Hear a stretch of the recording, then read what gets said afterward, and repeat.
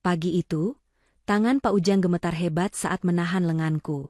Dengan suara berbisik dan mata ketakutan, dia berkata, "Bu, tolong lihat CCTV rumah jam 12 siang nanti. Ibu harus tahu kebenarannya sebelum terlambat." Aku tidak pernah menyangka, bisikan tukang kebun itu akan menyelamatkan nyawaku. Karena ternyata, sebelum ceritanya dimulai, silahkan tulis di kolom komentar dari daerah mana saja teman-teman yang menonton cerita ini. Jangan lupa like dan subscribe agar channel ini bisa semakin berkembang dan bisa mempersembahkan cerita yang lebih menarik lagi. Suasana di rumah itu berubah drastis sejak 1 minggu yang lalu. Rumah yang biasanya tenang dan menjadi tempat perlindungan paling nyaman bagi Thalia kini terasa asing dan dingin. Perubahan itu bermula ketika Ibu Hanifah, ibu kandung Danu, memutuskan untuk pindah dan tinggal bersama mereka. Alasan kepindahannya sangat mendesak dan memancing rasa iba siapa saja yang mendengarnya. Wanita parubaya itu dikabarkan menderita serangan stroke ringan yang menyebabkan kedua kakinya lumpuh total. Sebagai menantu yang berbakti, Thalia tidak memiliki alasan untuk menolak. Ia menyambut kedatangan ibu mertuanya dengan tangan terbuka, menyiapkan kamar tamu di lantai bawah agar mudah diakses, dan berjanji akan merawat wanita itu sebaik mungkin di sela-sela kesibukan kerjanya. Namun, niat baik itu perlahan berubah menjadi perasaan tidak nyaman yang sulit dijelaskan dengan kata-kata. Hari-hari pertama berjalan cukup normal, meskipun melelahkan. Thalia harus bangun lebih pagi untuk menyiapkan bubur halus dan obat-obatan sebelum berangkat ke kantor. Danu, suaminya, terlihat sangat prihatin dengan kondisi ibunya. Wajah Danu yang biasanya ceria kini sering terlihat murung dan tertekan. Setiap kali Thalia bertanya, Danu hanya menjawab bahwa ia memikirkan kesehatan ibunya dan juga bisnis propertinya yang sedang mengalami sedikit kendala. Thalia percaya begitu saja. Ia tahu Danu adalah laki-laki yang bertanggung jawab, meskipun terkadang terlalu lembut dan sulit mengambil keputusan tegas. Namun, ada sesuatu yang mengganjal di hati Thalia. Setiap kali ia pulang kerja dan menatap mata Ibu Hanifah, ia merasa sedang diawasi oleh sorot mata yang tajam dan menelisik, bukan sorot mata seorang ibu yang membutuhkan pertolongan. Ketidaknyamanan itu semakin memuncak ketika malam tiba. Rumah besar peninggalan kakek Thalia itu memiliki lorong panjang yang menghubungkan ruang tengah dengan kamar-kamar tidur. Sejak Ibu Hanifah tinggal di sana, Thalia sering terbangun di tengah malam karena mendengar suara-suara aneh. Suara itu terdengar seperti langkah kaki yang berat dan teratur, berjalan mondar-mandir di ruang tengah. Awalnya, Thalia mengira itu adalah Danu yang sedang gelisah karena masalah pekerjaannya. Namun, ketika ia menoleh ke samping, Danu sedang tertidur pulas dengan dengkuran halusnya. Thalia mencoba berpikir positif. Mungkin itu hanya suara tikus atau kayu tua yang memuai karena perubahan suhu. Tetapi suara itu terlalu ritmis untuk sekadar suara alamiah rumah tua. Suara itu terdengar seperti langkah manusia dewasa yang sedang berjalan dengan mantap. Pernah suatu malam, Thalia memberanikan diri untuk keluar kamar. Ia berjalan jinjit agar tidak membangunkan Danu. Jantungnya berdegup kencang saat ia menyusuri lorong gelap menuju ruang tengah. Suara langkah kaki itu tiba-tiba berhenti tepat saat Thalia memutar gagang pintu kamar. Ketika ia menyalakan lampu ruang tengah, tidak ada siapa-siapa di sana. Kursi roda Ibu Hanifah terlipat rapi di sudut ruangan, dan pintu kamar ibu mertuanya tertutup rapat. Thalia bahkan sempat mengecek ke dalam kamar Ibu Hanifah. Wanita tua itu terlihat tertidur lelap di ranjangnya, selimut menutupi tubuhnya hingga sebatas dada. Napasnya teratur, seolah tidak terganggu sama sekali. Thalia kembali ke kamar dengan perasaan bingung.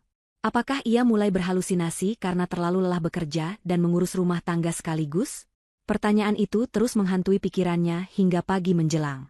Pagi itu, suasana di meja makan terasa lebih kaku dari biasanya. Danu duduk sambil mengaduk kopi hitamnya dengan tatapan kosong. Ibu Hanifah sudah duduk manis di kursi rodanya di ujung meja, tersenyum ramah menyambut Thalia yang baru selesai mandi.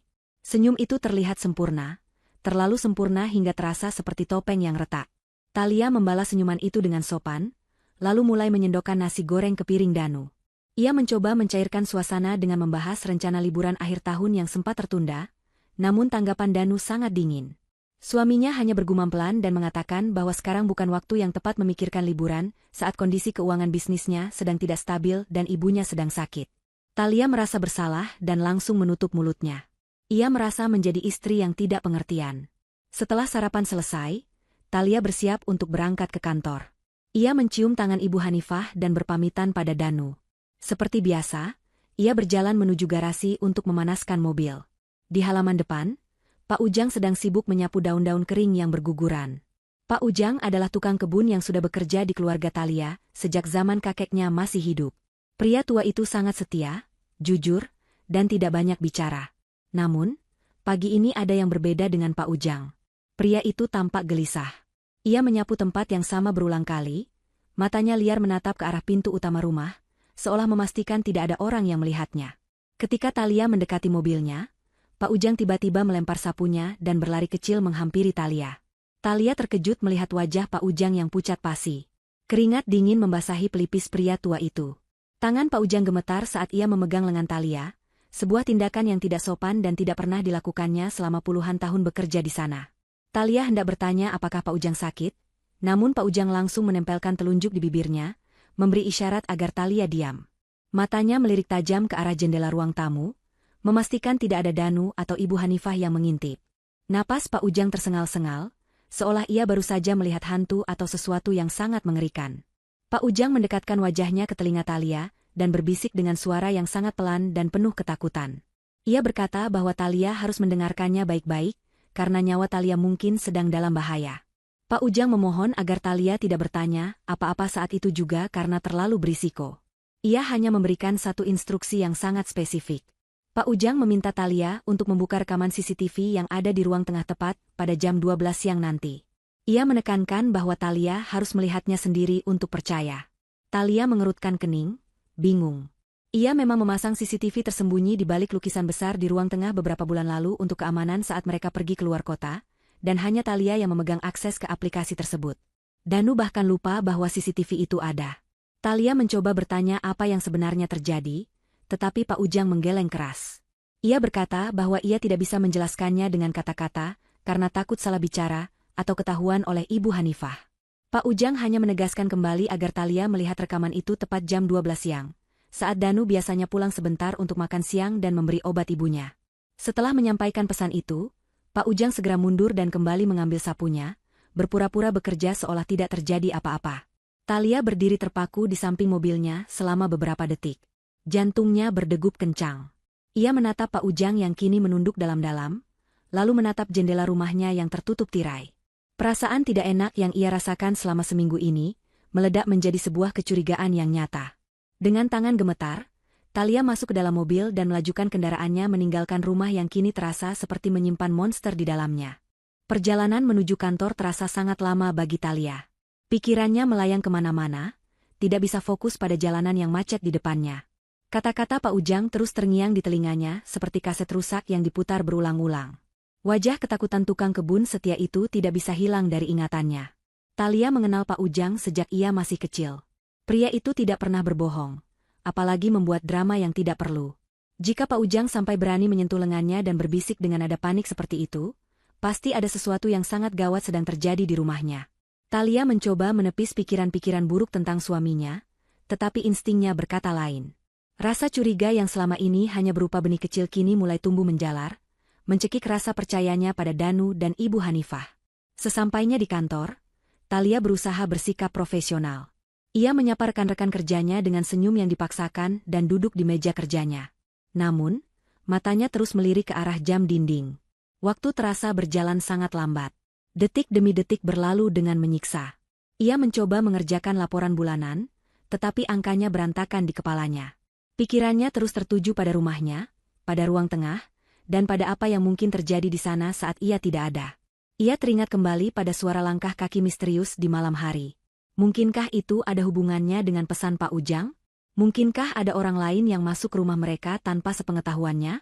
Atau, mungkinkah pelakunya adalah orang yang sudah ada di dalam rumah itu sendiri?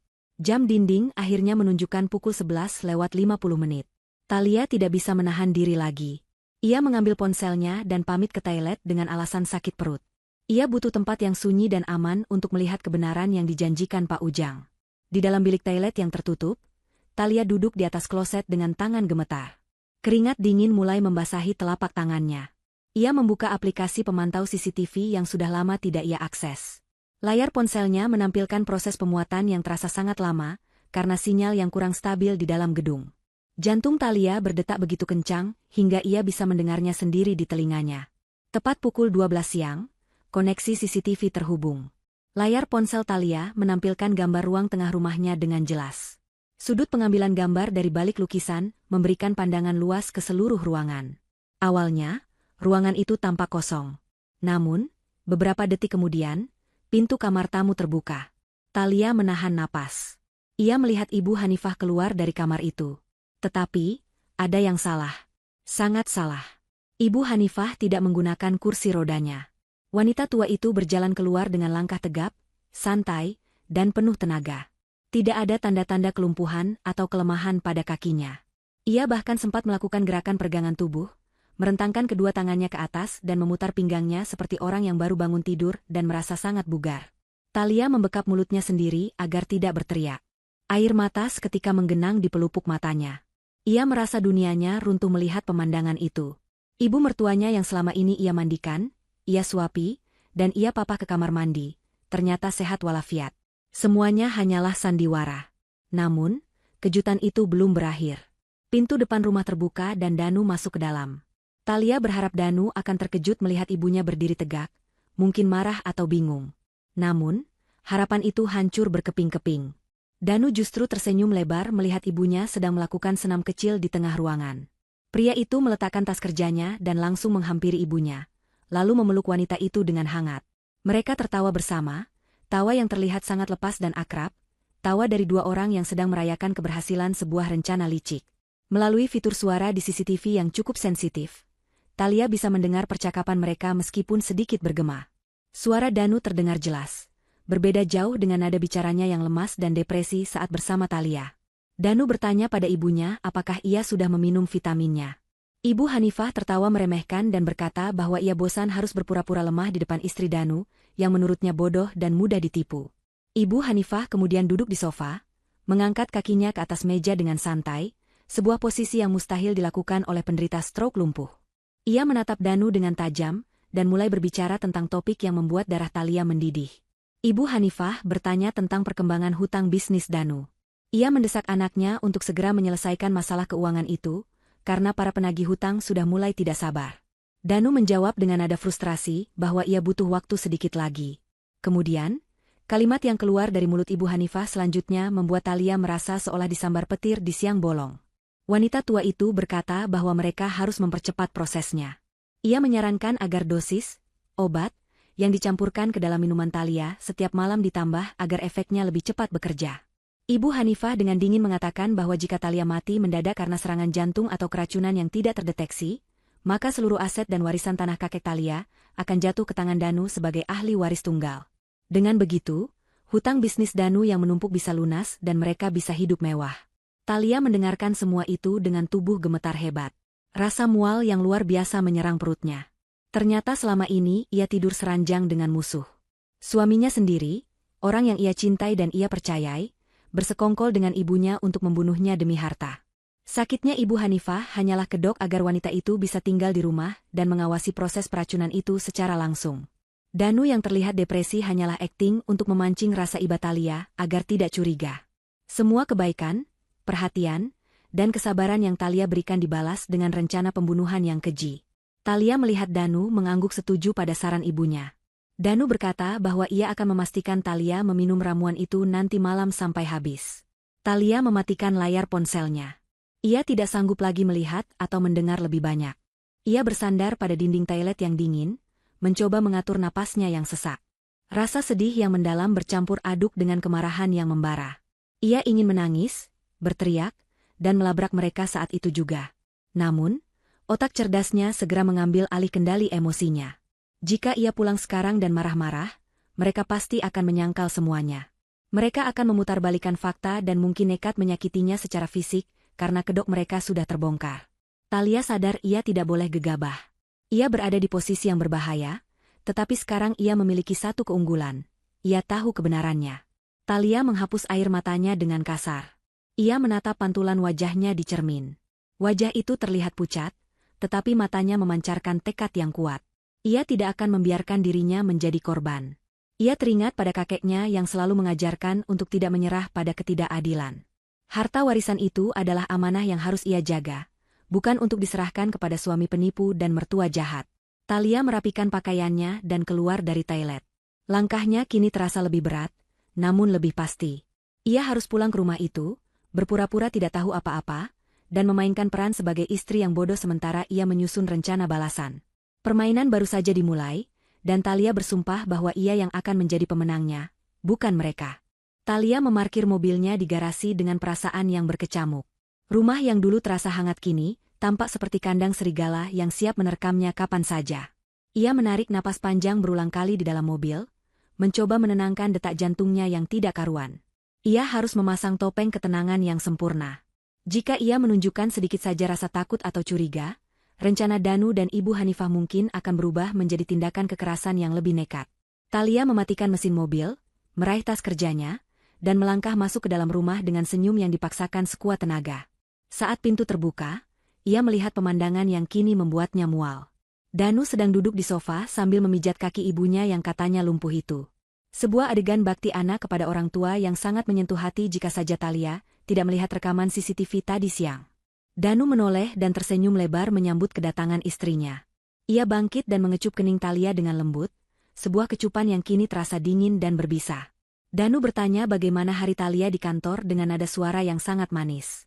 Thalia menjawab dengan nada datar bahwa pekerjaannya lancar namun melelahkan. Ia melirik ke arah Ibu Hanifah yang duduk lemas di kursi roda dengan wajah sayu.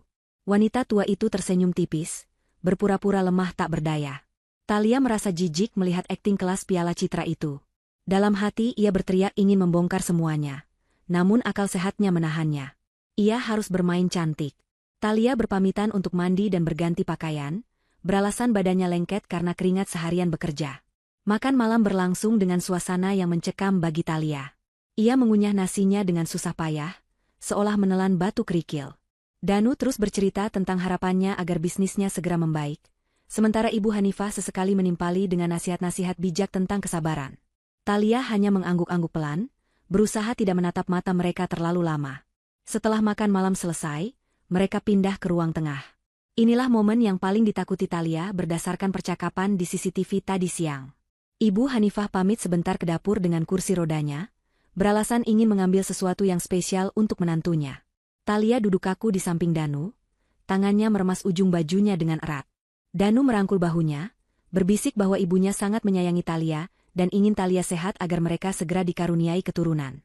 Tak lama kemudian, Ibu Hanifah kembali dari dapur membawa nampan berisi segelas minuman berwarna pekat yang mengepul hangat. Aroma jamu yang tajam langsung memenuhi ruangan, menyembunyikan bau apapun yang mungkin ada di dalamnya. Dengan senyum keibuan yang dibuat-buat, Ibu Hanifah menyodorkan gelas itu kepada Thalia.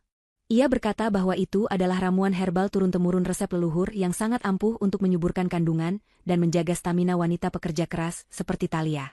Ibu Hanifah mendesak Thalia untuk meminumnya selagi hangat agar khasiatnya terasa.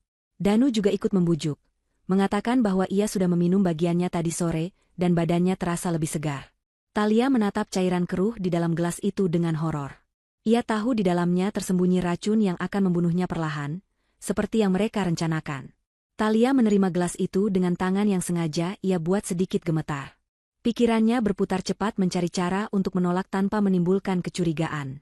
Ia tidak mungkin menolaknya mentah-mentah karena itu akan membuat Ibu Hanifah tersinggung, dan mereka akan curiga bahwa Thalia sudah tahu. Ia harus menyingkirkan minuman itu dengan cara yang terlihat alami. Thalia mendekatkan gelas itu ke bibirnya, berpura-pura mencium aromanya. Ibu Hanifah dan Danu menatapnya dengan intens, mata mereka berbinar penuh harap menunggu Thalia meneguk cairan mematikan itu. Tekanan dari tatapan mereka membuat keringat dingin mengalir di punggung Thalia. Tiba-tiba, seekor kucing peliharaan mereka melintas di dekat kaki meja. Ide gila muncul di kepala Thalia. Saat Thalia hendak meminumnya, ia sengaja menyenggolkan kakinya sendiri ke kaki meja dengan keras, lalu berpura-pura kaget karena kucing yang melintas. Tubuhnya oleng, dan tangannya melepaskan gelas itu. Gelas kaca tebal itu jatuh menghantam lantai keramik dengan suara pecahan yang sangat nyaring. Cairan jamu panas itu muncrat ke segala arah, membasahi karpet dan sebagian besar tumpah menyiram pot tanaman hias lidah mertua yang ada di sudut dekat meja. Thalia menjerit kecil, berakting kaget dan menyesal.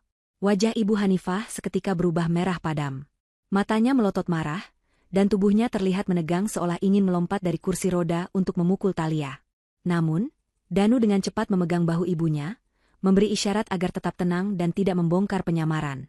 Thalia meminta maaf berkali-kali dengan suara memelas.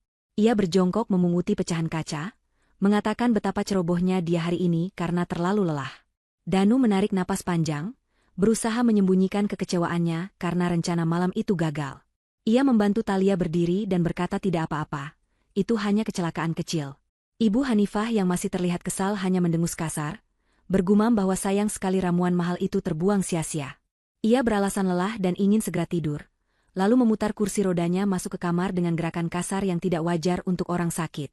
Thalia membersihkan sisa tumpahan itu dengan tisu, hatinya lega luar biasa karena lolos dari maut malam ini. Keesokan paginya, bukti kejahatan itu terpampang nyata. Sebelum berangkat kerja, Thalia memeriksa pot tanaman lidah mertua yang semalam tersiram cairan jamu tersebut. Tanaman yang dikenal sangat tangguh dan sulit mati itu, kini kondisinya mengenaskan. Daun-daunnya yang kemarin masih hijau tebal dan tegak, kini layu, menguning, dan terdapat bercak-bercak hitam seperti terbakar bahan kimia keras. Batangnya lembek dan membusuk hanya dalam waktu semalam. Thalia merinding melihatnya.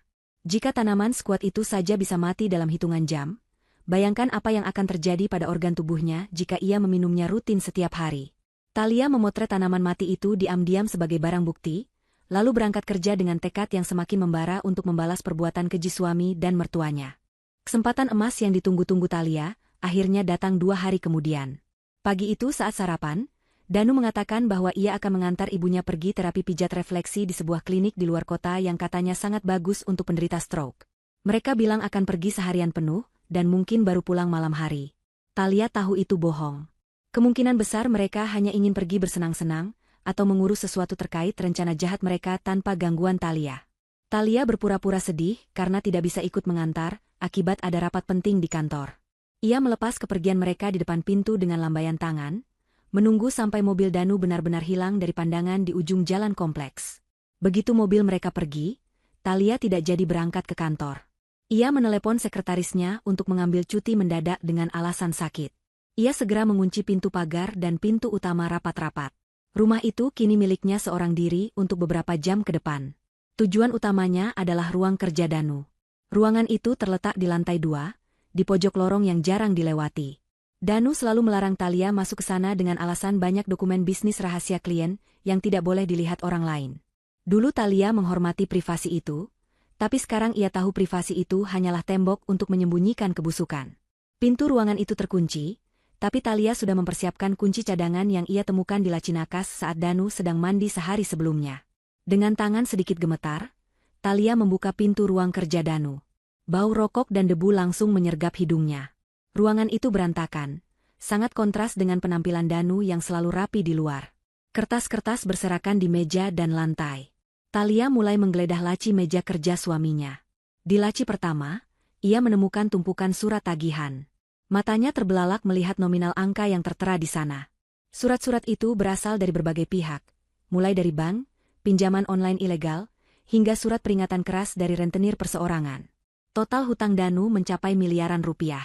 Bisnis properti yang selama ini digembar-gemborkan Danu ternyata sudah bangkrut total sejak setahun lalu. Uang bulanan yang diberikan Thalia untuk investasi ternyata habis digunakan Danu untuk membayar bunga hutang dan gaya hidup mewah ibunya. Thalia terus mencari, yakin ada motif yang lebih spesifik kenapa mereka mengincar nyawanya sekarang. Di laci paling bawah yang terkunci gembok kecil, Thalia menemukan sebuah map kulit berwarna coklat tua. Ia membobol gembok itu dengan obeng kecil. Di dalam map itu, terdapat dokumen tua yang sangat ia kenal. Itu adalah sertifikat tanah warisan kakeknya yang terletak di kawasan perbukitan, yang ia sebut tanah lembah hijau. Thalia memang mewarisi tanah luas itu, tapi ia tidak pernah tahu nilai aslinya, karena tanah itu dianggap lahan tidur yang tidak produktif. Namun, di balik sertifikat itu, terlampir sebuah dokumen proposal dari sebuah perusahaan air mineral multinasional raksasa. Mata Thalia membelalak membaca isi proposal itu. Ternyata, di bawah tanah warisan kakeknya terdapat sumber mata air murni dengan debit sangat besar dan kandungan mineral langka yang sangat bernilai.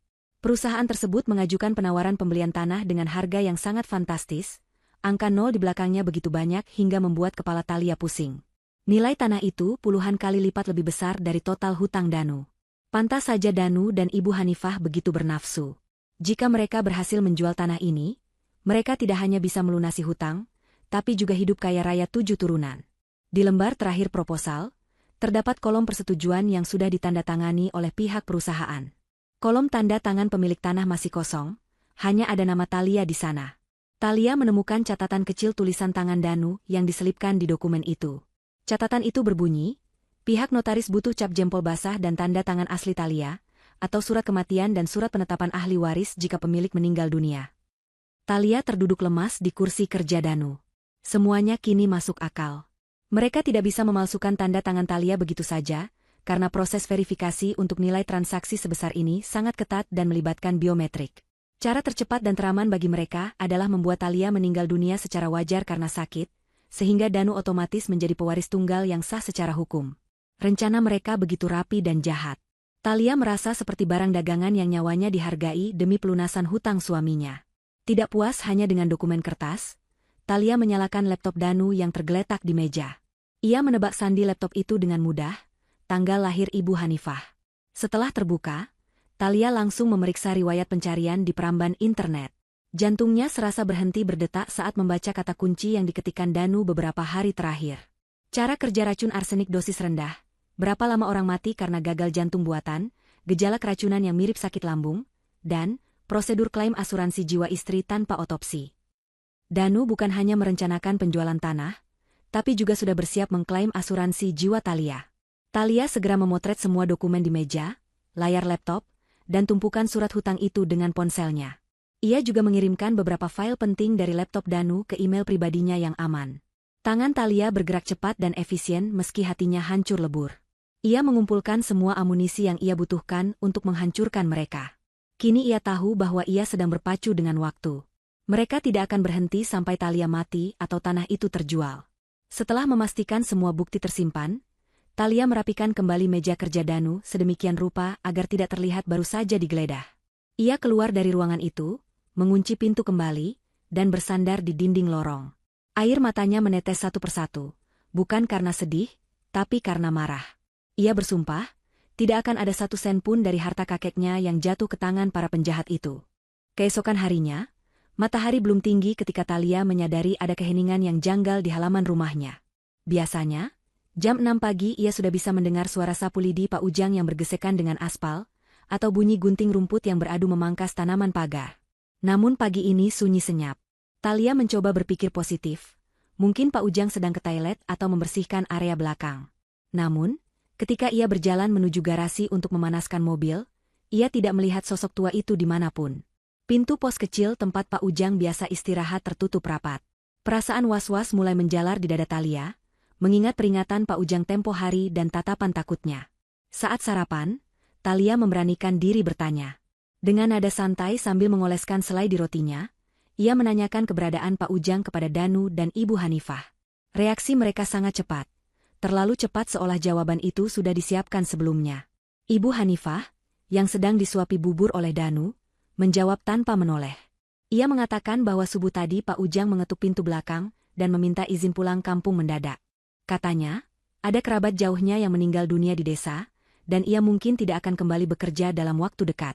Danu mengangguk membenarkan, menambahkan bahwa ia sudah memberikan pesangon sedikit untuk ongkos perjalanan Pak Ujang sebagai bentuk kepedulian. Thalia terdiam, tangannya mengepal di bawah meja. Ia tahu mereka berbohong. Pak Ujang adalah sebatang kara.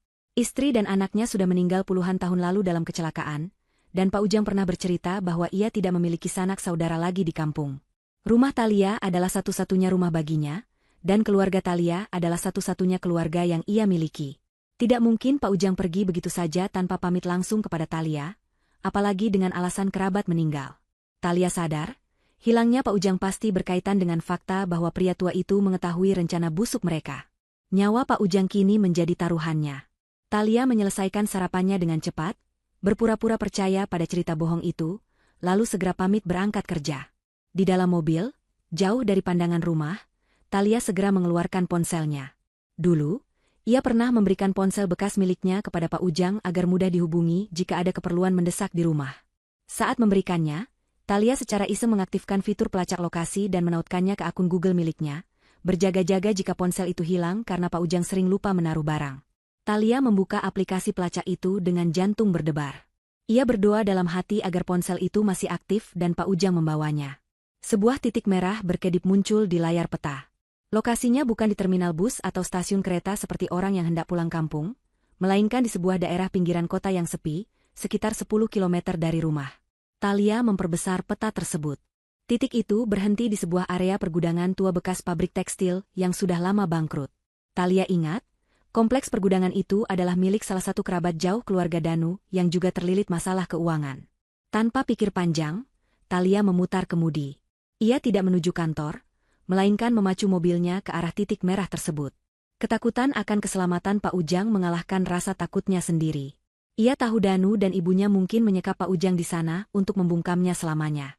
Sesampainya di lokasi, suasana sangat sepi dan mencekam. Ilalang tumbuh tinggi menutupi sebagian besar halaman gudang yang berkarat. Talia memarkir mobilnya agak jauh di balik semak-semak agar tidak terlihat mencolok. Dengan mengendap-endap, ia berjalan menuju gudang utama tempat sinyal ponsel Pak Ujang berasal. Pintu gudang itu digembok dari luar, tetapi ada jendela kecil di bagian samping yang kacanya sudah pecah. Talia memanjat tong bekas dan mengintip ke dalam. Di tengah ruangan yang luas dan berdebu, ia melihat sosok Pak Ujang terikat di sebuah kursi kayu tua. Mulutnya disumbat kain, dan wajahnya tampak lebam seperti habis dipukul. Hati Talia mencelos melihatnya. Ia harus segera bertindak sebelum Danu atau orang suruhannya datang kembali. Talia mencari jalan masuk lain dan menemukan pintu belakang yang engselnya sudah rusak. Dengan sekuat tenaga, ia menendang pintu itu hingga terbuka. Suara benturan pintu menggema di ruangan kosong, membuat Pak Ujang tersentak kaget. Mata tua itu membelalak melihat Talia berlari ke arahnya. Talia segera melepas ikatan tali tambang yang melilit tubuh Pak Ujang dan menarik sumbatan di mulutnya. Pak Ujang terbatuk-batuk, air mata mengalir di pipinya yang keriput. Dengan suara parau, ia menceritakan bahwa semalam Danu dan 2 orang preman menyeretnya keluar dari pos. Mereka tahu Pak Ujang sering menguping pembicaraan Ibu Hanifah di telepon. Ibu Hanifah memerintahkan agar Pak Ujang disimpan dulu sampai Talia berhasil dilenyapkan, baru kemudian Pak Ujang akan diurus menyusul majikannya. Talia memapah Pak Ujang keluar dari gudang itu secepat mungkin. Tubuh pria tua itu lemah karena belum makan dan minum, tapi semangat bertahan hidupnya masih ada. Talia membawanya masuk ke dalam mobil, dan segera tancap gas meninggalkan tempat terkutuk itu. Di perjalanan, Talia memutuskan untuk tidak membawa Pak Ujang ke rumah sakit umum atau kantor polisi dulu, karena ia belum siap membongkar semuanya secara hukum hari ini. Ia membawa Pak Ujang ke sebuah kos-kosan aman milik teman baiknya yang bisa dipercaya. Di sana, Pak Ujang bisa bersembunyi, makan, dan memulihkan diri sementara Talia menyelesaikan permainannya di rumah. Sebelum pergi, Talia menggenggam tangan Pak Ujang dan berjanji bahwa ini adalah hari terakhir Pak Ujang menderita karena ulah keluarga suaminya. Malam harinya, Talia pulang ke rumah dengan energi yang berbeda. Menyelamatkan Pak Ujang memberinya keyakinan baru bahwa ia selangkah lebih maju daripada Danu dan Ibu Hanifah. Rasa takut yang kemarin menghantuinya kini berubah menjadi keberanian dingin yang penuh perhitungan. Ia siap memainkan babak selanjutnya, sebuah perang urat saraf untuk menghancurkan mental mereka sebelum menghancurkan mereka secara hukum. Saat ia melangkah masuk, Danu dan Ibu Hanifah sedang menonton televisi di ruang tengah. Mereka tampak terkejut melihat Talia pulang lebih awal dari biasanya, namun segera memasang topeng ramah mereka. Talia bersikap sangat manis malam itu. Ia bahkan membawa pulang martabak kesukaan Danu. Saat makan malam, Talia memulai serangannya. Di tengah denting sendok dan garpu, ia meletakkan alat makannya dan menatap Danu, serta Ibu Hanifah bergantian dengan tatapan serius namun lembut. Talia berkata bahwa seharian ini ia banyak berpikir tentang hidup dan mati. Mungkin efek dari kabar bohong tentang kerabat Pak Ujang yang meninggal. Ia berkata bahwa harta dunia tidak akan dibawa mati, dan ia merasa tanah warisan kakeknya di lembah hijau itu adalah titipan yang harus dimanfaatkan untuk kebaikan umat, bukan untuk kepentingan pribadi. Danu berhenti mengunyah. Matanya menatap Talia dengan waspada. Ibu Hanifah yang sedang minum air tampak tegang, gelasnya berhenti di udara. Talia melanjutkan ucapannya dengan lancar. Ia mengatakan bahwa ia berencana untuk mewakafkan seluruh tanah warisan itu kepada sebuah yayasan amal untuk dibangun panti asuhan anak yatim piatu terbesar di kota ini. Ia bilang ia sudah menghubungi pihak yayasan siang tadi, dan mereka sangat antusias. Talia bahkan menambahkan detail bahwa proses pemindahan hak tanah akan dimulai lusa, dan ia merasa sangat lega serta bahagia bisa berbuat sesuatu yang mulia sebelum ia tua. Efek ucapan Talia seperti bom yang meledak di meja makan. Danu tersedak makanannya sendiri, hingga terbatuk-batuk hebat. Wajahnya memerah, antara panik dan marah. Ibu Hanifah, saking kagetnya, secara refleks menghentakkan kakinya yang lumpuh ke lantai dengan keras, menimbulkan bunyi gedebuk yang cukup nyaring. Talia melirik kaki itu sekilas, lalu pura-pura tidak sadar dan sibuk menepuk-nepuk punggung Danu. Ibu Hanifah buru-buru menutupi kakinya dengan selimut, wajahnya pucat pasi. Rencana mereka untuk menjual tanah itu demi melunasi hutang miliaran rupiah terancam gagal total di depan mata. Jika tanah itu diwakafkan, mereka tidak akan mendapatkan sepeser pun, dan para penagih hutang akan menghabisi Danu. Danu mencoba menanggapi dengan suara gemetar. Ia berusaha terdengar bijak, mengatakan bahwa niat Thalia sangat mulia, tapi apakah tidak sebaiknya dipikirkan ulang? Danu berargumen bahwa tanah itu adalah aset keluarga yang berharga, dan mungkin mereka bisa memanfaatkannya untuk bisnis dulu, baru sebagian keuntungannya disumbangkan. Ibu Hanifah ikut menimpali dengan nada yang sedikit tinggi, lupa menjaga intonasi lembutnya. Ia berkata bahwa kakek Thalia pasti ingin cucunya hidup makmur, bukan membuang harta begitu saja. Thalia hanya tersenyum tipis dan menggeleng tegas. Ia berkata keputusannya sudah bulat demi ketenangan batinnya. Ia sengaja menekankan kata, ketenangan batin, sambil menatap mata Ibu Hanifah dalam-dalam, membuat wanita tua itu memalingkan muka. Setelah makan malam yang penuh ketegangan itu, Thalia masuk ke kamarnya namun tidak tidur. Ia tahu umpan yang ia lempar sudah disambar. Ia mengambil ponselnya dan memantau CCTV. Benar saja, tidak lama kemudian, Danu dan Ibu Hanifah berkumpul di kamar tamu. Kali ini mereka tidak tertawa. Mereka bertengkar hebat. Suara mereka tertahan namun penuh emosi. Melalui earphone, Thalia mendengar Ibu Hanifah memaki-maki Danu, menyebut anaknya tidak becus mengendalikan istri. Ibu Hanifah panik luar biasa. Ia berkata bahwa mereka tidak punya waktu lagi untuk meracuni Thalia pelan-pelan. Jika Thalia menandatangani surat wakaf itu lusa, tamatlah riwayat mereka. Danu terdengar menangis frustrasi. Ia ketakutan dikejar rentenir jika tanah itu melayang. Dalam kepanikan itu, Ibu Hanifah mengambil keputusan drastis. Ia memerintahkan Danu untuk bertindak keras besok malam. Tidak ada lagi racun dosis rendah. Ibu Hanifah menyuruh Danu untuk merancang skenario perampokan rumah atau kecelakaan fatal di tangga. Mereka harus membunuh Thalia sebelum surat wakaf itu ditandatangani, apapun caranya. Thalia merekam semua percakapan mengerikan itu. Jantungnya berdegup kencang bukan karena takut, tapi karena adrenalin. Ia sudah mendapatkan pengakuan rencana pembunuhan berencana yang sangat jelas. Bukti ini sudah lebih dari cukup untuk menyeret mereka ke penjara seumur hidup. Thalia melepaskan earphone-nya dan menyimpan rekaman itu di 3 tempat penyimpanan awan yang berbeda agar aman. Ia menatap langit-langit kamar, membayangkan wajah kakeknya. Ia merasa kakeknya sedang melindunginya dari atas sana. Besok malam adalah puncaknya. Thalia tahu Danu dan Ibu Hanifah akan mencoba membunuhnya besok.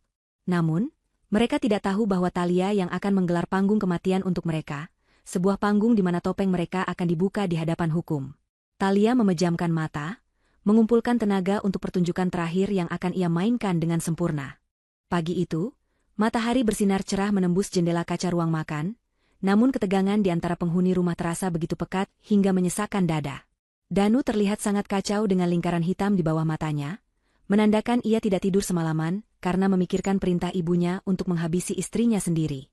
Sementara itu, Ibu Hanifah duduk di kursi rodanya dengan wajah kaku, matanya terus mengawasi gerak-gerik Thalia dengan kewaspadaan tingkat tinggi.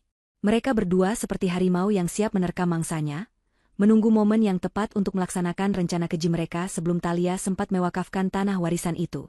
Thalia menyadari ketegangan itu, namun ia justru tersenyum cerah, seolah-olah beban dunia baru saja diangkat dari pundaknya. Di tengah keheningan sarapan yang mencekam, Thalia meletakkan sendoknya dan menatap suami serta mertuanya dengan pandangan penuh kasih sayang yang dibuat-buat. Dengan suara lembut, ia memecah kebisuan itu. Thalia berkata bahwa semalaman ia merenung dan tidak bisa tidur memikirkan rencana wakaf tanah tersebut.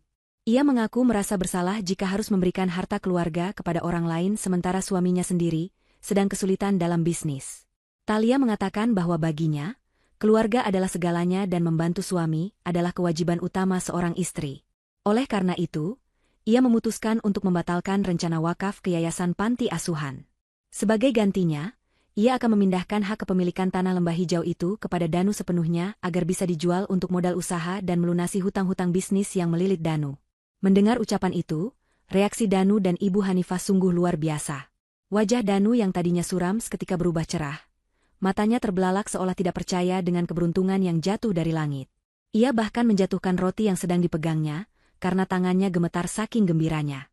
Ibu Hanifah, yang tadinya siap memerintahkan pembunuhan, langsung mengubah ekspresinya menjadi sangat manis. Ia memuji Thalia sebagai menantu paling berbakti dan istri yang salehah. Rencana pembunuhan yang sudah mereka susun rapi semalam seketika batal.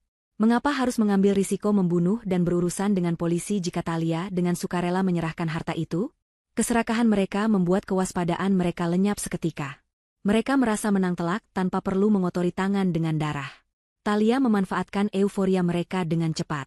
Ia mengatakan bahwa agar prosesnya sah dan cepat, ia sudah menghubungi pengacara kepercayaan keluarga, Pak Adrian, untuk datang ke rumah nanti malam.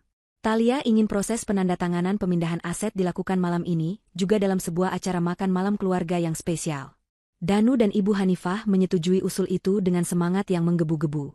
Bagi mereka, malam ini akan menjadi malam kemenangan. Danu bahkan langsung menelepon beberapa penagih hutangnya dengan sombong, berjanji akan melunasi semua tagihan minggu depan. Thalia hanya tersenyum melihat tingkah laku mereka, senyum yang menyimpan arti lain yang tidak mereka pahami. Sore harinya, kesibukan melanda rumah itu. Thalia memesan makanan catering terbaik dari restoran langganan mereka.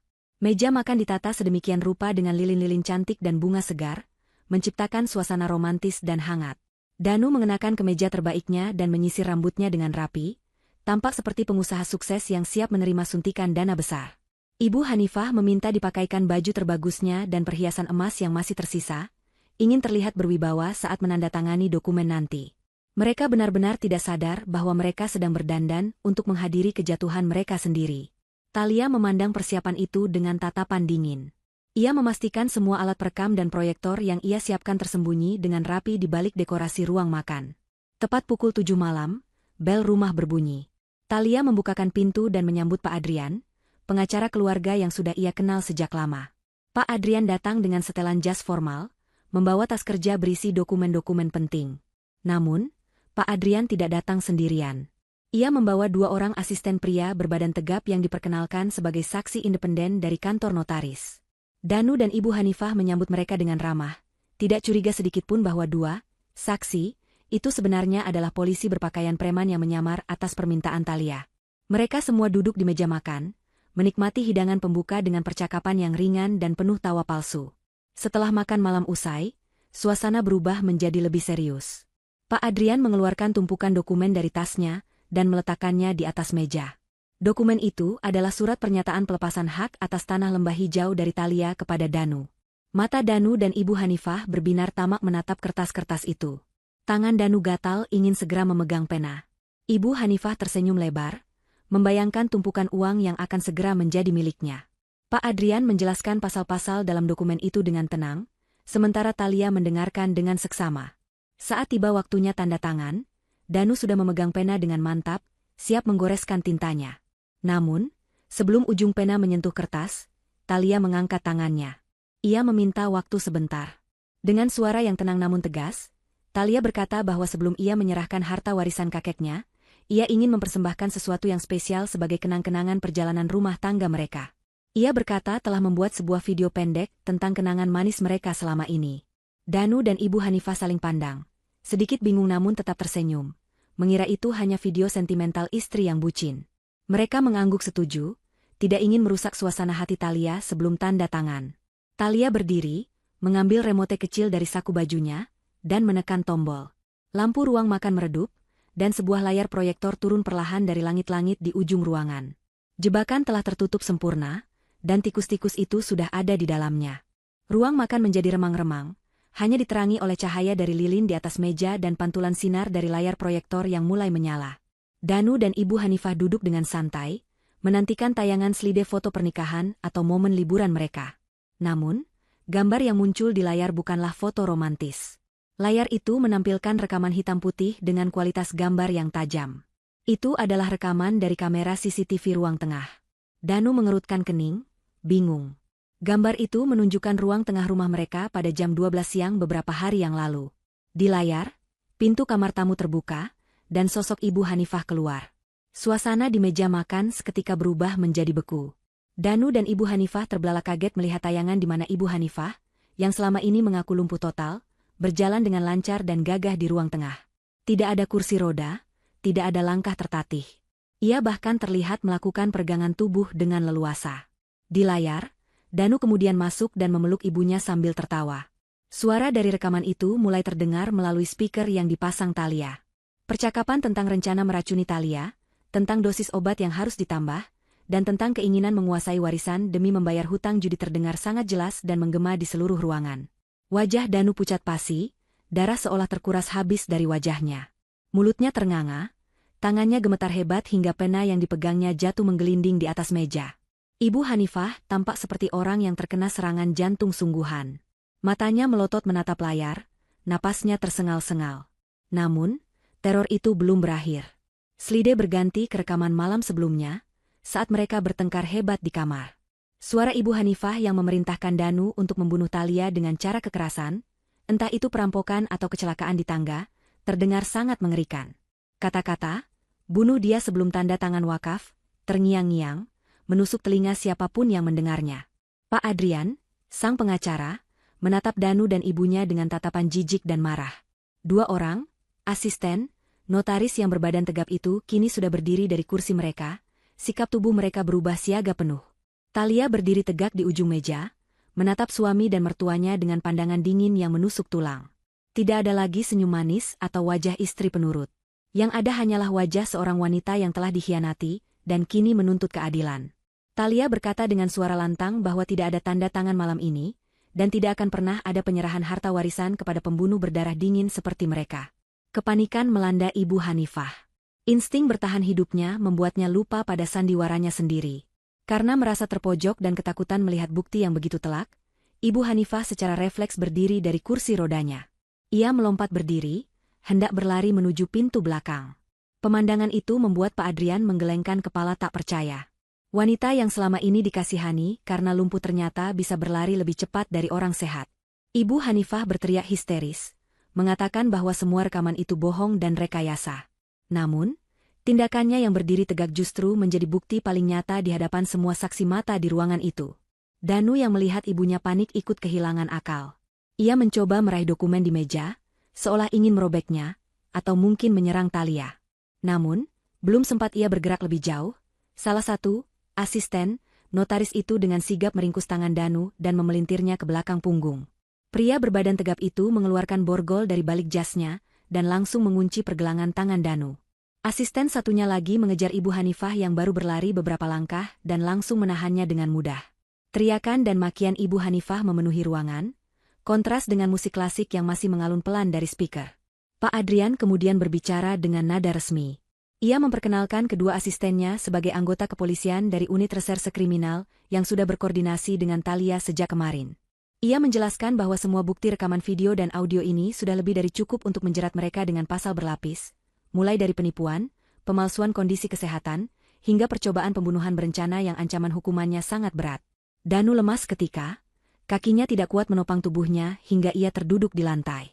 Ia menatap Thalia dengan pandangan memohon, mencoba memanggil nama istrinya dengan suara parau, berharap masih ada sisa cinta yang bisa menyelamatkannya. Thalia berjalan mendekati Danu yang terduduk tak berdaya. Ia menatap pria yang pernah ia cintai itu tanpa rasa iba sedikitpun. Thalia berkata bahwa cinta yang ia miliki sudah mati bersamaan dengan tanaman lidah mertua yang mereka racuni. Ia mengatakan bahwa Danu bukan hanya gagal sebagai pengusaha, tapi juga gagal sebagai suami, sebagai anak, dan sebagai manusia. Thalia kemudian beralih menatap Ibu Hanifah yang masih meronta-ronta sambil menyalahkan Danu. Thalia berbisik pelan namun tajam, mengatakan bahwa akting Ibu Hanifah memang bagus, tapi sayang penontonnya jauh lebih pintar. Malam yang seharusnya menjadi pesta kemenangan bagi Danu dan ibunya berubah menjadi mimpi buruk yang nyata. Polisi mulai menggiring mereka keluar rumah, menuju mobil patroli yang ternyata sudah menunggu di depan pagar. Tetangga sekitar mulai keluar rumah karena mendengar keributan, menyaksikan bagaimana Danu yang tampan dan ibunya yang alim, digelandang seperti penjahat kelas kakap. Thalia berdiri di ambang pintu, menyaksikan semua itu dengan perasaan lega yang luar biasa. Beban berat yang menghimpit dadanya selama seminggu ini akhirnya sirna. Ia berhasil membalikkan keadaan, mengubah statusnya dari korban menjadi pemenang, dan mengirim para monster itu ke tempat yang seharusnya, di balik jeruji besi. Suasana di ruang makan yang tadinya elegan dengan cahaya lilin dan aroma makanan mewah kini, berubah menjadi kekacauan yang memalukan. Teriakan histeris Ibu Hanifah memecah keheningan malam, menggema hingga ke sudut-sudut rumah yang selama ini menyimpan rahasia kelam mereka. Wanita tua yang baru saja tertangkap basah berdiri tegak dan berlari itu, kini meronta-ronta dalam cengkeraman petugas kepolisian yang menyamar. Topeng keibuannya hancur lebur, digantikan oleh wajah asli yang penuh ketakutan, kemarahan, dan kepanikan luar biasa. Ia terus berteriak, mencoba memutarbalikan fakta dengan menuduh bahwa semua ini adalah jebakan yang dibuat oleh Thalia. Namun, bukti yang terpampang di layar proyektor masih terus berputar, menampilkan rekaman dirinya yang sedang merencanakan pembunuhan dengan sangat jelas, membuat segala penyangkalannya terdengar konyol dan sia-sia. Sementara itu, Danu terduduk lemas di lantai dengan tangan terborgol ke belakang. Wajahnya yang tampan kini basah oleh keringat dingin dan air mata ketakutan. Ia menatap ibunya dengan pandangan nanar, seolah baru menyadari bahwa wanita yang selama ini ia patuhi secara buta itu telah menyeretnya ke dalam jurang kehancuran. Polisi yang menahannya membacakan hak-haknya dengan suara lantang dan tegas. Namun Danu tampaknya tidak mendengar satu kata pun. Pikirannya kosong, dipenuhi oleh bayangan jeruji besi dan masa depan yang suram.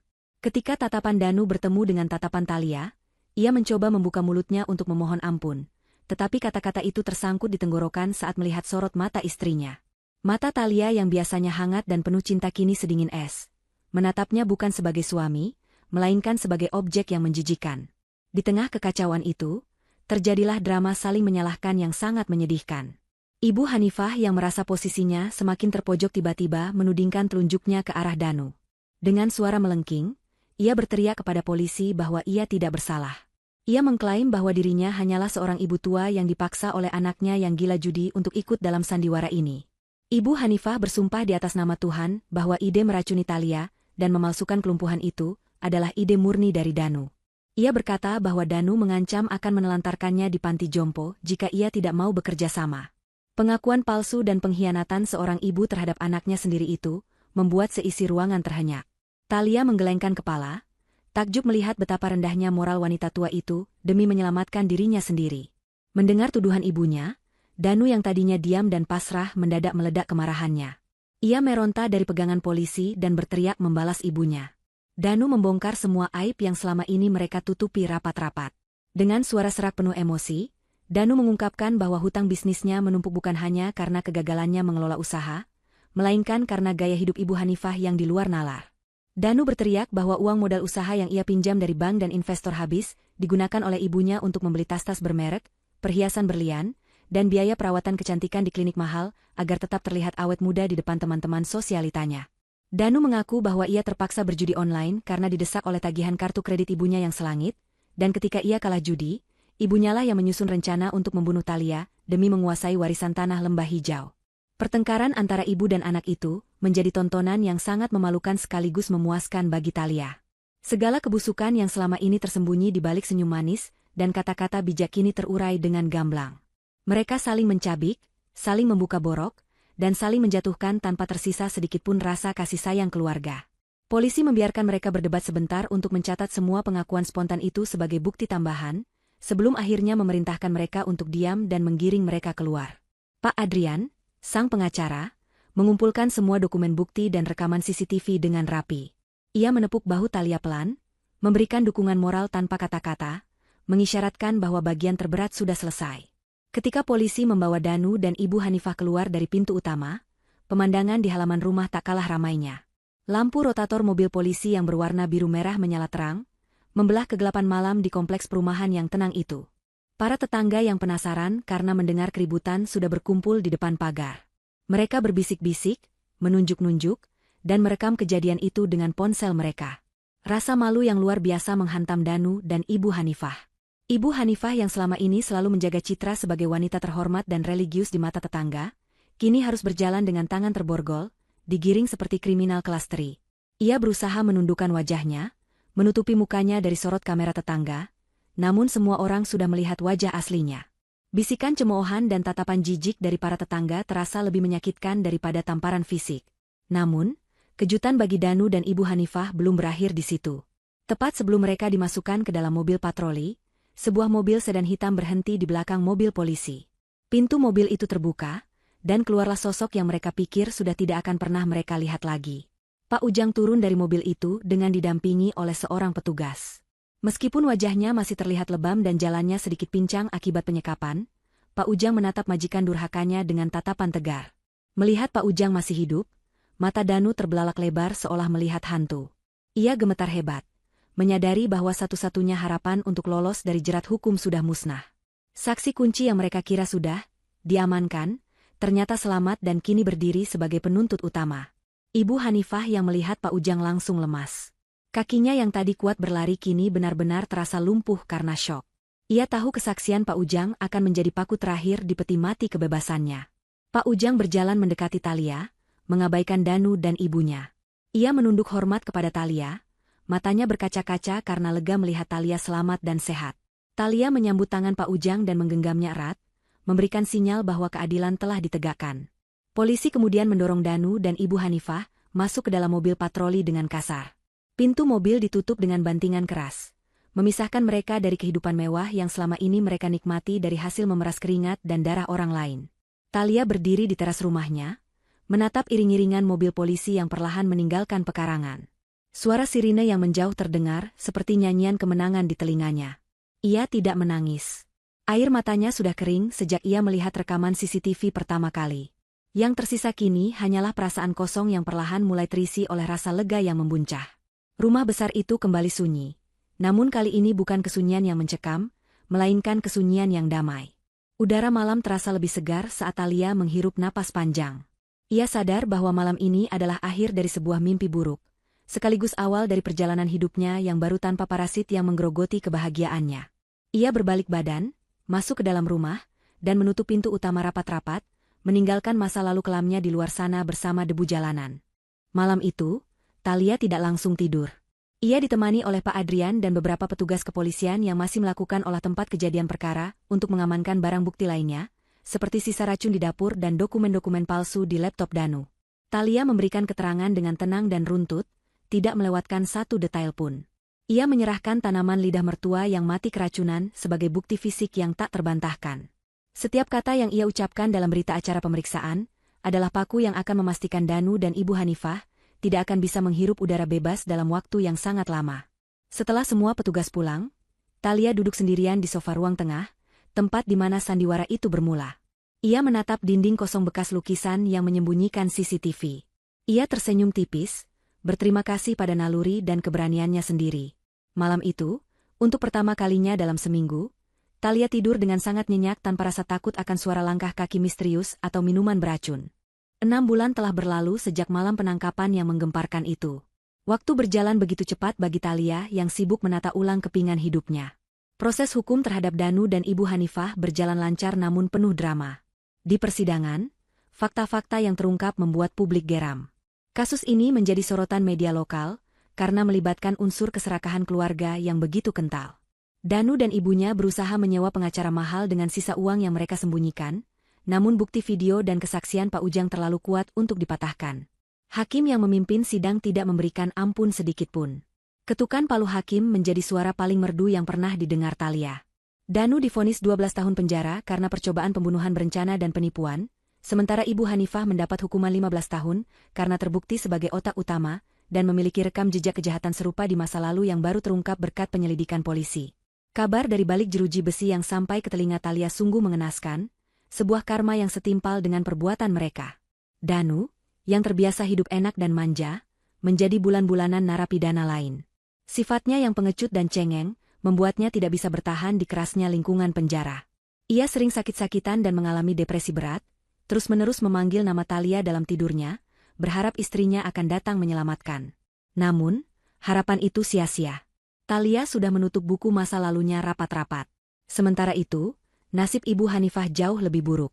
Wanita yang dulu sombong dan gila hormat itu, kini harus membersihkan toilet penjara setiap hari. Tanpa perawatan kecantikan dan barang mewah, wajah aslinya yang keriput dan penuh kebencian terlihat jelas.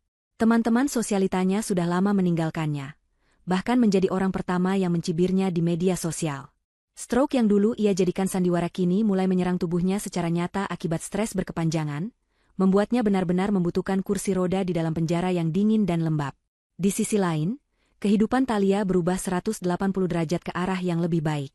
Hal pertama yang ia lakukan setelah putusan sidang adalah membersihkan rumah peninggalan kakeknya secara menyeluruh. Ia menyewa jasa profesional untuk membuang semua barang-barang milik Danu dan Ibu Hanifah. Kasur, sofa, baju, hingga perabot yang pernah disentuh mereka, semuanya diangkut keluar dan disumbangkan atau dibakar. Thalia ingin menghapus jejak energi negatif yang mereka tinggalkan. Ia mengecat ulang dinding rumah dengan warna-warna cerah yang menenangkan, mengganti tirai-tirai tebal yang suram dengan kain tipis yang membiarkan sinar matahari masuk dengan leluasa. Rumah itu kini kembali bernapas, kembali menjadi istana yang hangat dan nyaman bagi Thalia. Mengenai tanah warisan lembah hijau yang menjadi sumber malapetaka itu, Thalia mengambil keputusan yang sangat bijaksana. Ia menolak tawaran perusahaan air mineral yang dulu mendekati Danu, karena ia tahu perusahaan itu akan mengeksploitasi alam tanpa ampun. Sebagai gantinya, Thalia menjual tanah itu kepada sebuah konsorsium pengembang wisata ramah lingkungan yang memiliki visi pelestarian alam. Nilai jualnya memang sedikit di bawah tawaran pertama, namun angka itu tetap sangat fantastis, cukup untuk membuat Thalia hidup makmur 7 turunan tanpa perlu bekerja keras lagi. Dalam perjanjian jual-beli itu, Thalia menyertakan klausul bahwa sumber mata air di tanah itu harus tetap dijaga kemurniannya, dan sebagian keuntungan wisata harus dialokasikan untuk pemberdayaan masyarakat desa sekitar. Dengan cara ini, Thalia merasa telah menghormati wasiat kakeknya untuk menjaga tanah itu sekaligus menebar manfaat bagi banyak orang. Sebagian uang hasil penjualan tanah itu digunakan Thalia untuk membalas jasa orang yang paling berjasa dalam hidupnya, Pak Ujang. Thalia merenovasi rumah sederhana Pak Ujang di kampung halamannya menjadi rumah yang sangat layak dan nyaman. Ia juga memberangkatkan Pak Ujang ibadah umrah, sebuah impian yang sudah lama dipendam pria tua itu namun tak pernah kesampaian. Pak Ujang kini tidak lagi bekerja sebagai tukang kebun yang memegang sapu lidi. Thalia mengangkatnya menjadi kepala pengawas keamanan di rumah dan aset-aset properti baru yang dibeli Thalia. Pak Ujang bekerja dengan setelan seragam yang rapi, memimpin beberapa satpam muda dengan penuh wibawa. Senyum bahagia tidak pernah lepas dari wajah keriputnya. Ia sering berkata kepada siapa saja bahwa Thalia bukan lagi sekadar majikannya, melainkan sudah seperti anak kandungnya sendiri yang dikirim Tuhan untuk menyelamatkan masa tuanya. Pagi ini, suasana di teras belakang rumah Thalia terasa begitu damai. Kicauan burung gereja terdengar riuh menyambut matahari pagi yang hangat. Thalia duduk bersantai di kursi rotan barunya, mengenakan pakaian santai yang nyaman.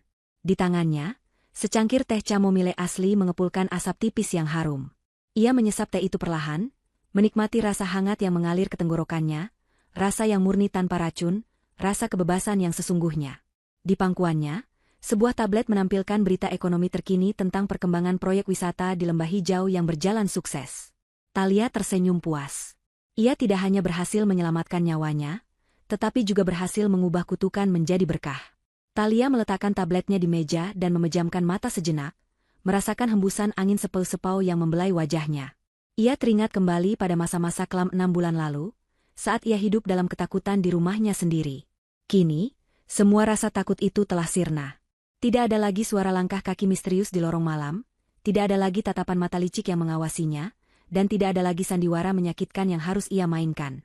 Ia kini adalah ratu di istananya sendiri, wanita merdeka yang memegang kendali penuh atas takdirnya. Pengalaman pahit itu telah menempa dirinya menjadi sosok yang jauh lebih kuat, lebih waspada, dan lebih menghargai dirinya sendiri. Thalia membuka matanya dan menatap langit biru yang cerah. Ia berjanji pada dirinya sendiri untuk menjalani hidup ini dengan bahagia, bukan untuk membuktikan apa-apa kepada Danu atau siapapun, melainkan untuk dirinya sendiri dan untuk kakeknya. Ia akan menggunakan kekayaannya untuk membantu orang-orang yang membutuhkan, seperti yang ia lakukan pada Pak Ujang, agar harta itu menjadi berkah dan bukan petaka. Tiba-tiba, ponselnya berdering. Sebuah pesan masuk dari Pak Adrian, mengabarkan bahwa proses balik nama seluruh aset sisa yang disita dari keluarga Danu sudah selesai dan resmi menjadi milik Thalia sebagai ganti rugi. Thalia membaca pesan itu tanpa ekspresi berlebihan, hanya senyum tipis yang tersungging di bibirnya. Ia mematikan layar ponselnya, kembali menyesap tehnya, dan bergumam pelan pada dirinya sendiri. Permainan selesai. Dan kali ini, orang baik yang menang. Dengan hati yang ringan, Thalia bangkit dari kursinya, siap menyambut hari baru yang penuh dengan harapan dan kedamaian sejati. 1 tahun penuh telah berlalu sejak badai besar itu menghantam kehidupan Thalia. Waktu ternyata benar-benar menjadi obat yang paling ampuh untuk menyembuhkan luka, sekaligus menjadi hakim yang paling adil dalam membagikan nasib. Siang itu, matahari bersinar terik di atas kawasan perbukitan Lembah Hijau, namun udara di sana terasa sejuk berkat ribuan pohon yang tetap dijaga kelestariannya. Hari ini adalah hari peresmian kawasan wisata alam yang dibangun di atas tanah warisan kakek Thalia. Ratusan tamu undangan hadir, mulai dari pejabat daerah, aktivis lingkungan, hingga warga desa setempat yang kini mendapatkan lapangan pekerjaan baru. Di tengah kerumunan itu, Thalia berdiri tegak di atas podium, mengenakan pakaian batik yang elegan. Wajahnya memancarkan aura wibawa dan ketenangan yang jauh berbeda dibandingkan setahun lalu, saat ia masih menjadi istri yang ketakutan di rumahnya sendiri. Ketika Thalia menggunting pita melati sebagai tanda peresmian, tepuk tangan riuh membahana memenuhi lembah. Ia tersenyum, namun matanya berkaca-kaca menatap langit biru. Ia membayangkan kakeknya tersenyum bangga melihat tanah ini tidak jatuh ke tangan orang-orang serakah, melainkan menjadi sumber kehidupan bagi banyak orang. Di barisan depan tamu undangan, Pak Ujang duduk dengan setelan kemeja batik yang rapi. Pria tua itu bertepuk tangan paling kencang. Wajahnya berseri-seri penuh kebanggaan, seolah sedang menyaksikan kesuksesan anak kandungnya sendiri. Kehadiran Pak Ujang di sana menjadi pengingat bagi Thalia, bahwa ketulusan dan kesetiaan adalah harta yang jauh lebih berharga daripada tumpukan uang atau sertifikat tanah manapun. Sementara itu, kontras yang sangat tajam terjadi di sebuah bangunan kaku yang dikelilingi kawat berduri di pinggiran kota. Di dalam sel penjara yang sempit dan pengap, Danu sedang duduk termenung menatap lantai semen yang dingin. Penampilannya sungguh mengenaskan. Tubuhnya kurus kering, rambutnya yang dulu selalu tertata rapi kini dipotong asal-asalan dan mulai memutih karena stres. Wajah tampannya hilang tak berbekas, digantikan oleh wajah lelah yang penuh guratan penyesalan. Hari ini adalah hari kunjungan narapidana, namun tidak ada satupun orang yang datang memanggil namanya.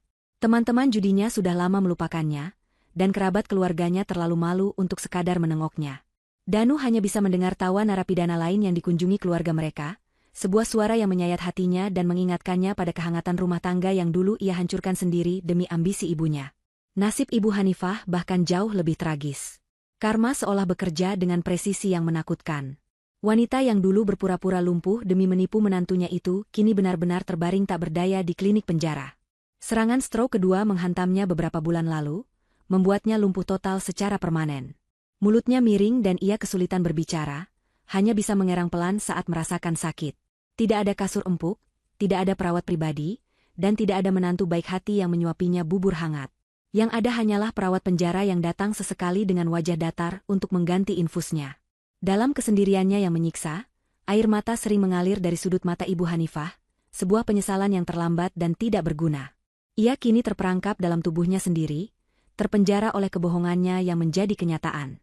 Kembali ke lembah hijau, acara peresmian telah selesai dan para tamu mulai berpamitan. Thalia berjalan menyusuri jalan setapak berbatu di tepi sungai kecil yang airnya jernih.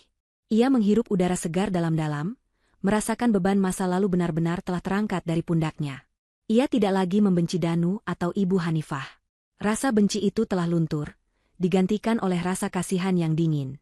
Bagi Thalia, hukuman terbesar bagi mereka bukanlah penjara fisik, melainkan kenyataan bahwa mereka harus hidup setiap hari dengan ingatan tentang apa yang telah mereka buang sia-sia. Mereka membuang berlian demi mengejar batu kerikil, dan kini mereka harus menelan debunya. Pak Ujang menghampiri Thalia yang sedang melamun di tepi sungai.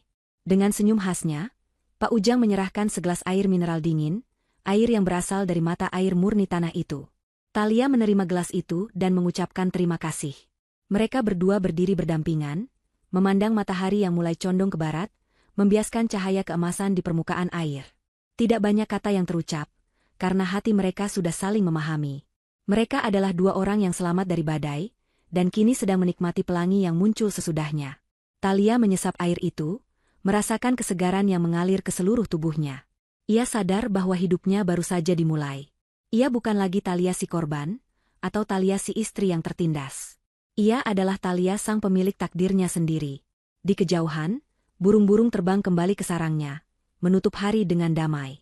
Thalia berbalik, melangkah pasti menuju mobilnya untuk pulang ke rumah yang kini penuh dengan ketenangan. Ia tahu, di balik pintu utamanya sekarang, tidak ada lagi sandiwara. Yang ada hanyalah kebenaran, kedamaian, dan kebebasan yang sejati.